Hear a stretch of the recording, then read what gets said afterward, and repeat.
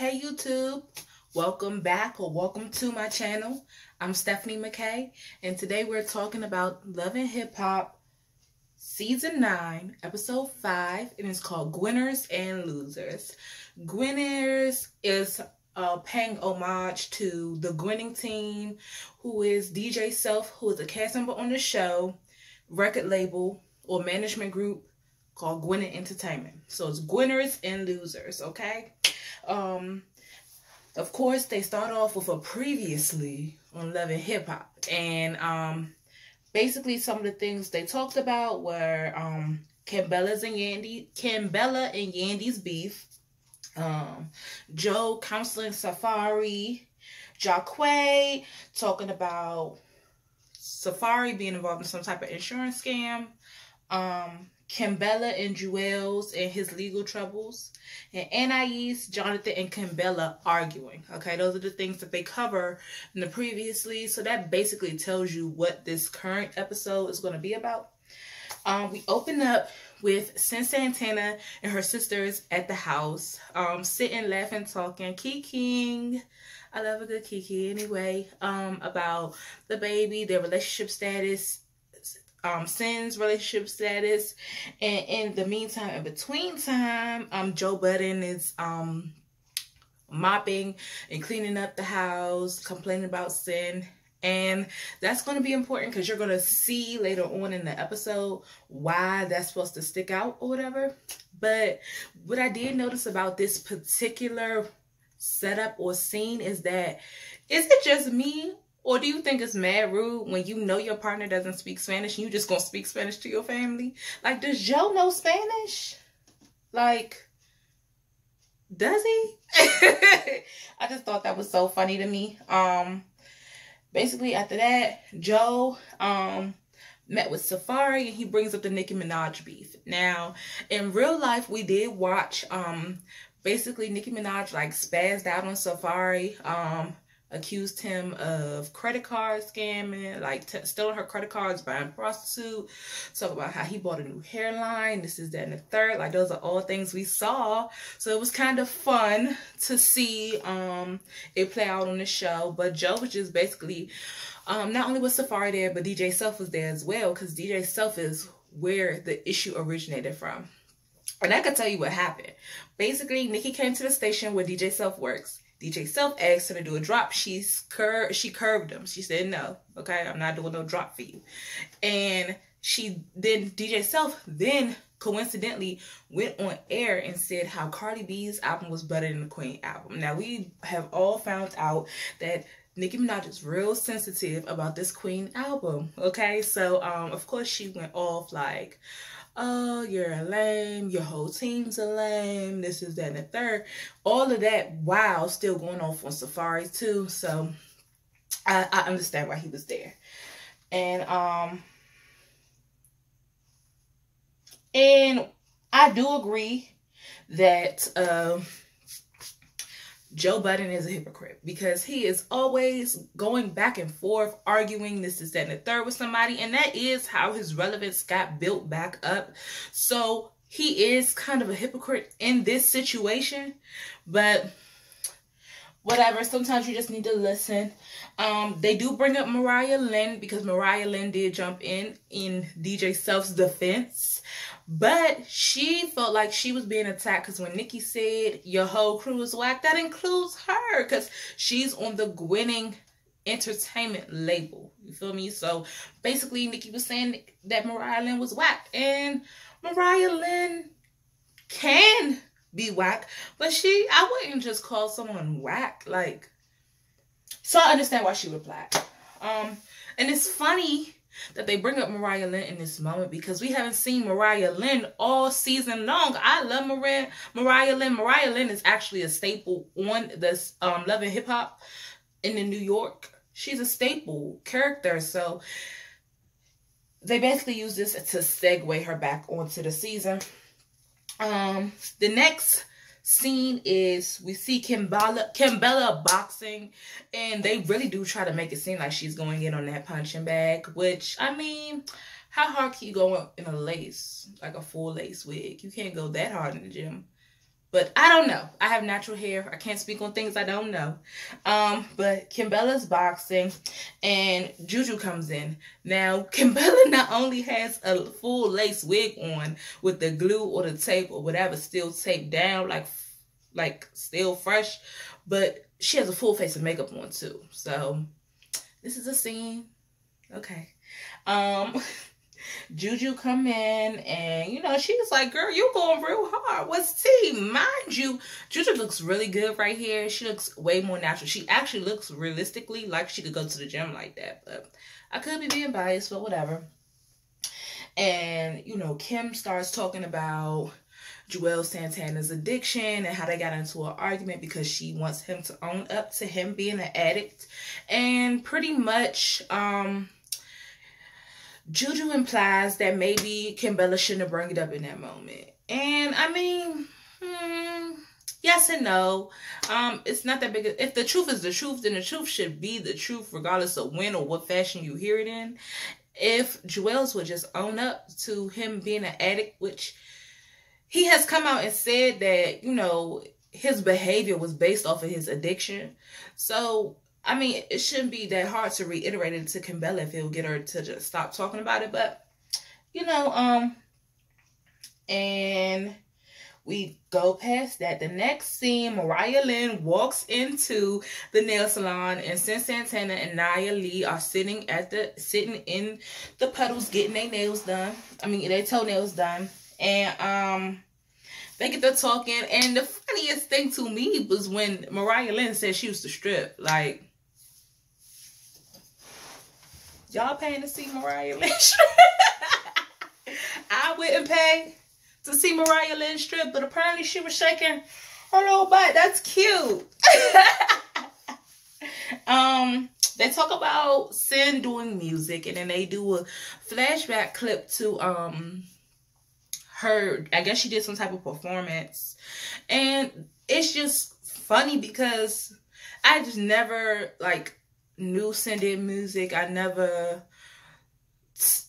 Someone saying Sin in music, I wouldn't take it seriously because she's never exuded the aura of, you know, wanting to get involved in music, wanting to do music. But whatever. And the thing is, when Sin said that she can't just drop a song because people are going to judge her harshly, that is very much true. I agree 100% because Joe Budden is so poppin'.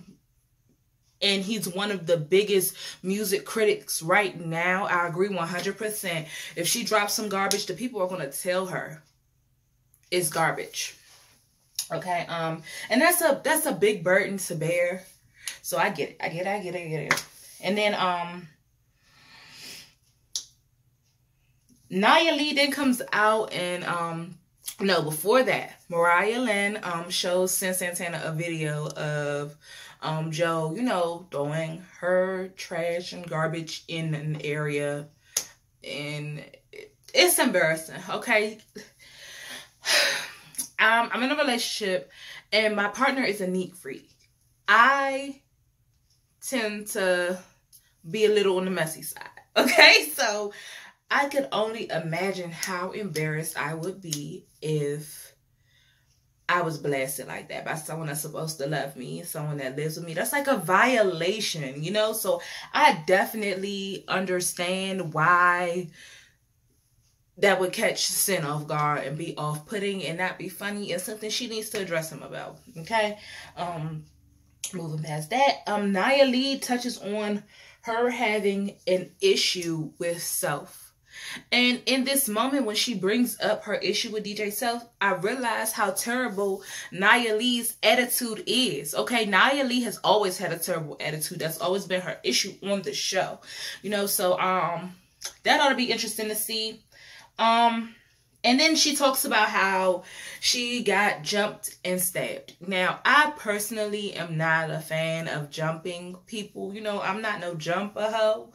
I don't rock with jumper hoes. Like, jumping people is not cool. And then for you to jump somebody and stab them, like, they tried to carve that girl up like a turkey. She got a cut from here up here. Like, that's too much, okay? I'm sorry, Nia Lynn, that happened to you. You did not deserve that. No one deserves that. And I could understand you being guarded and jaded after an incident like that. But in the music industry, you really, really, really, it's about smoozing and boozing. Okay, you need to be able to like really, you know, sell yourself. People should like you. You know what I'm saying? You're an artist. You're selling you. So it's like you can't do that with a bad attitude. But moving on past that, we talk about Jonathan and his father passing away. And once again, I'm really sorry. This was a really sad part of the episode. And in the process of him grieving his father, you know, his sister comes over and he basically comes out and tells us that, you know, he's battling with, you know, mixing anxiety medication with alcohol, which you shouldn't really mix any medication with alcohol. But really sad. And he uses that to segue into why all these issues are taking place with his friendships. Okay. Then we leave that scene and we go to Sin Santana and Joe Budden going to lunch. And she basically addressed the video, the very, very embarrassing video. And his response is, if you think that if you don't want to be put on blast, then you should clean up. That's terrible, okay? Because I could see me cussing V out now. Like, what you mean? What you mean? But I think he knows that was some BS. I think he knows. He has to know, right? And then after that, Yandy. So we go into a scene where Yandy gets a call from Mendices. And before I talk about anything that Mendices talked about, I want to take a moment. If you go back and view the episode again, Yandy's bed, floor, room setup is beautiful. That's way too extravagant for me. You know, I need a basic bed. I need to be able to roll out the bed, be on the floor, keep it pushing. But she has like a bed. It's like a step down. It's like a flooring part that's a part of the bed. And then you step down again and it's like, it was real pretty. Real pretty. Yandy, beautiful design. Ningo, beautiful, beautiful purchase. Okay. But anyway, she's on the phone with Mendices and Mendices giving her the tea. Now, a part of me was like, how is he able to give her tea from prison? But Mendices, they keep him incorporated in the show really well too. Please know that Mendices better be getting a check, because he has been locked up for, I want to say 2, 3, 4 seasons now. And I feel like every season we either see him, his likeness, or something. So good job, Mendices, for keeping your check from jail. He basically tells him about, you know, Joel Santana and his legal issues, and that he wants Yandy to reach out to Kimbella because he feels like Kimbella will need that support, because Kimbella will soon be in a position just like Yandy's in. Okay, and Yandy makes a comment about how she feels used and how Kimbella publicly disgraced her, which I think that's a little over the top, but you know, she's entitled to feel however she feels. And moving on, we get to Mariah Lynn's listening party, okay? I would like to take a moment out to really commend Mariah Lynn's pants.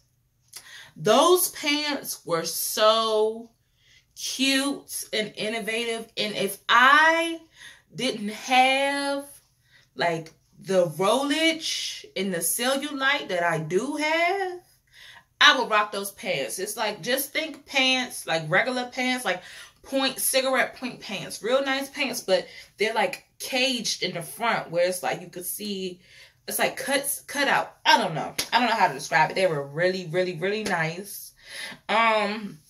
Safari pulls Mariah Lynn to the side. I don't guess he pulled her to the side, but I guess they're off to the side. And he's commending her how good of a job they do. It's like a real cute little back and forth.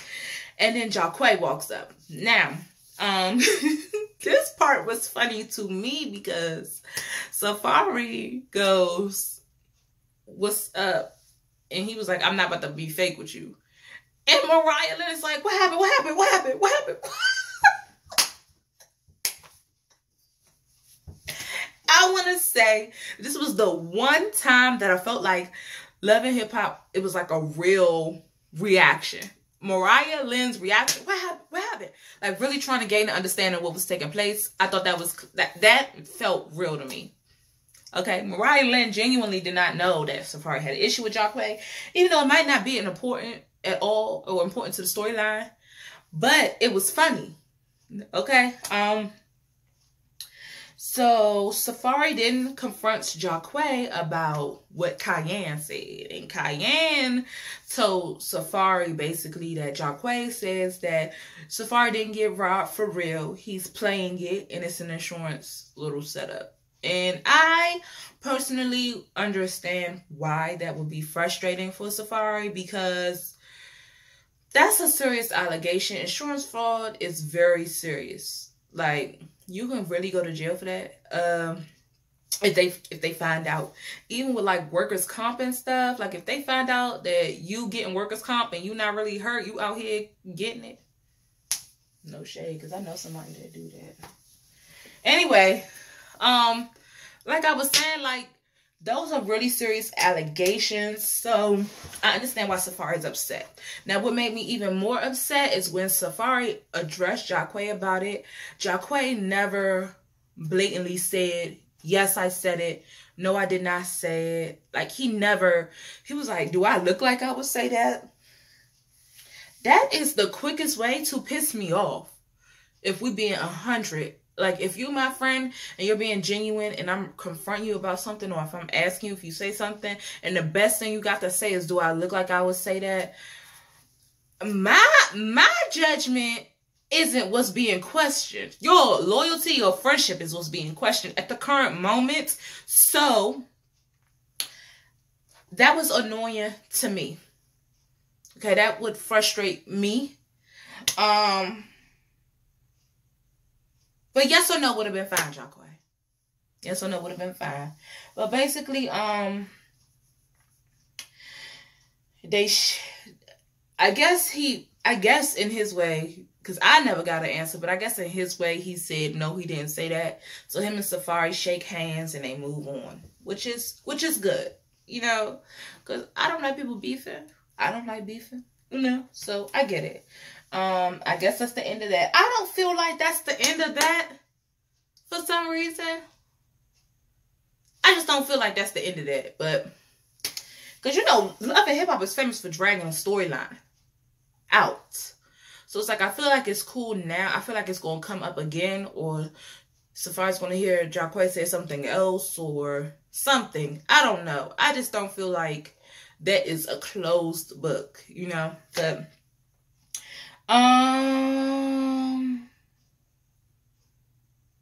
do you think that's the end of that? Like, just let me know if I'm crazy or not. Like, I just don't think that's the end. Like, they can't be the end, right? Whatever. Then we turn to, at the same listening party, Mariah Lynn and Santana, which Nia Lee's dress really did fit nice. Like, that was a nice fit. It showed off her shape. It was blue. I didn't understand what the logo was, but I may just not be familiar. But Sin and Nia Lee, they were there the whole time, you know, kikiing, really supporting Mariah Lynn. And DJ Self walks up. And this scene right here is really what I mean when I'm saying that Nia Lee's attitude is terrible. Okay, she's like, have you ever worked in a professional environment and you cool with somebody, but they always going off the handle, like not handling things appropriately, like they got a problem, but instead of like handling it right, they like kirking and stuff. Like Nia Lee is Nia Lee is that girl. Like, sis, if you have an issue, you can address the issue. You don't have to do all the... Anyway, Nia Lee tells him that she feels like he doesn't support her music. And she based it off an incident where I guess she sent him a song and said, you know, I think this would sound really dope with one of your artists on it. Self says, oh, I'm going to get back to you. And then Nia Lee never hears from Self about it. So it's like, I do really understand why that would be frustrating. But what I don't understand is why you would handle it that way. Okay, but not even just that, she was like, I see you like a brother. And DJ Self was like, where you see me like a brother at? Which I thought was funny because females really do say like, you my brother or sis, and like really make it seem like, oh, you and let's be clear, DJ Self is not obligated to help Nia Lee in her music career. He has no obligation to help her. You know what I'm saying? If you want his help, ask for it. Like, you have to say, hey, Self, Q, listen to some of my music. Give me an opinion. Like, you're not coming like that. You're coming at him with a put on energy. Like, I want to be put on. And like, when you want help, you can't come with that energy. Because I'm sure he's being approached a lot with that energy, like, put me on. He can't just put everybody on, I'm sure. You know, so, child, but I don't know enough about the music industry. I just know life. But then she get the kirking and yelling and crying and being all loud and rap, which is really embarrassing because mind you, they're at an industry event. You feel me? I mean, it's Mariah Lynn's listening party. I don't know if she's in the industry for real. It's an industry style event. Okay. And then she wonder why no one wants to be bothered with her. Like, she's very unprofessional. Okay. And then after that, we end off the episode with Jonathan. Jonathan sends a message to his girlfriends. We talking Sin, who I don't understand why she's ever around because she really doesn't say too much. She doesn't interact really, except, I mean, she interacts like she's there, but she has no relevance to anyone on the show but Joe Budden. But I guess they gotta incorporate her as much as possible because Joe doesn't film with anybody else but Safari. And maybe Self every now and then. But for real, like, anyway. Jonathan meets with Juju, Sin, Yandy, Kimbella. He sent them all a mass text. He did not text Anais. I don't know whether he doesn't know that Anais and Juju have already had a conversation at this point, but whatever. Jonathan's butt was fat in this scene. Go back. He had a really nice form. Good form. Hold up. Wait, hold up. His butt looked so good in this scene. I don't know whether he was standing a certain way or what, but he had a little hump, you know? But I liked it. It was cute. And he gets to explain it to them about his, you know, his anxiety medication mixed with the alcohol, how he doesn't remember things he says, things that happens, interactions, conversations, and Jonathan and Juju didn't make up, which is good. I love positivity when people make up. So then Kimbella walks in. And you could tell the whole energy changed. When she walked in. You could tell Yandy's whole disposition was different.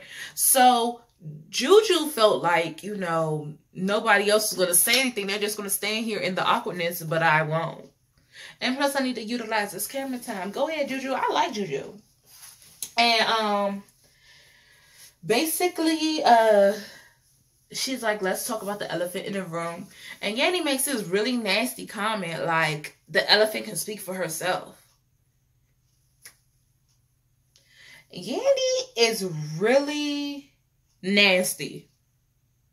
Okay, her attitude can be nasty. Like, she could be very nasty, very condescending. And I do kind of understand what people from previous seasons that interact with Yandy come from. Even start dating back to Chrissy.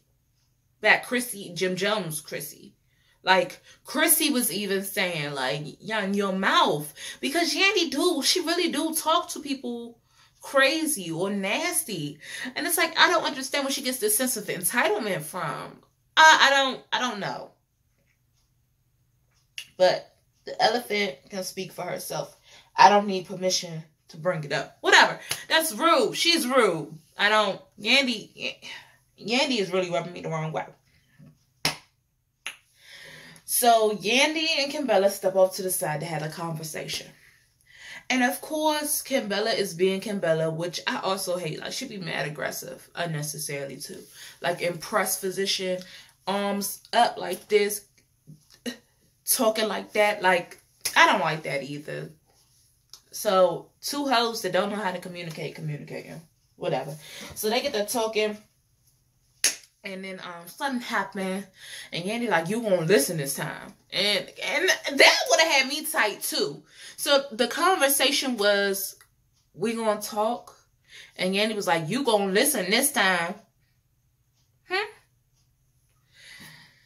And of course, Kimbella goes off the handle. And then Yandy starts saying, you not gonna, I could talk to you like this. And like this. I could do it to anybody. And Kimbella said, so do it then. That's what we see in all the clips of the whole season. So that was a highlight of this. That was one of the highlights apparently of the season. But basically Yandy is like, I'm trying to be here for you. Like, I know you're going through a lot. Your nigga about to go to jail. Like, I'm trying to be here for you. I'm trying to be here for you. And Kimbella's like, nah, sis, I'm good. Because you're going to be here for me. And as my nigga, as my dude, let me stop saying nigga. Can I say nigga? And as my dude walking into prison, you're going to be right there with your camera, taking pictures, putting it on Instagram. Which I do believe.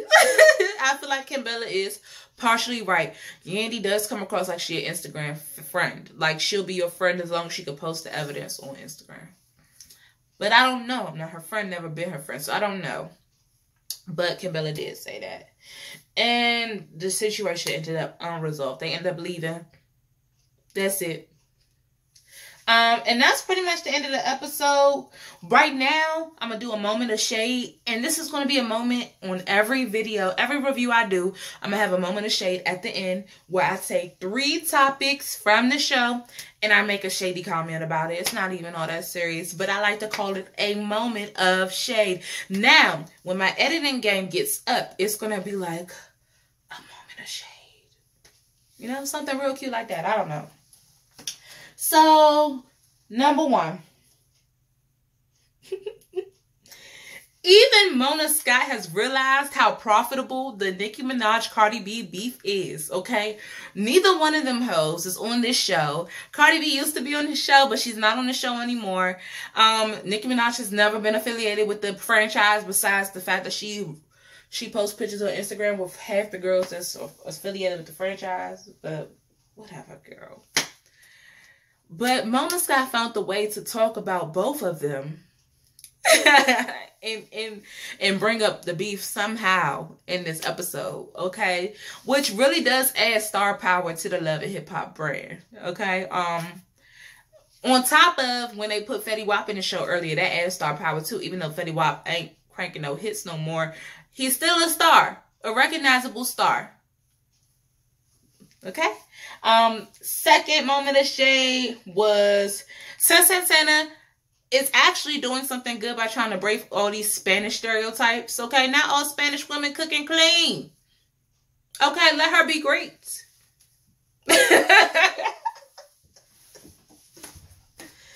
And the third shady moment was that Mariah Lynn has more bundles than she has bars. That's it. No explanation needed. More bundles. She looks like a bobblehead. Like, she has all this hair. Her body is this big. She has all this hair. I don't even know how she balances. But whatever. That's the end of this video, guys. Once again, this was Love and Hip Hop Season 9, Episode 5 review. If you like this video, like this video. If you like me, subscribe. And share with all your friends. All right, guys. Bye.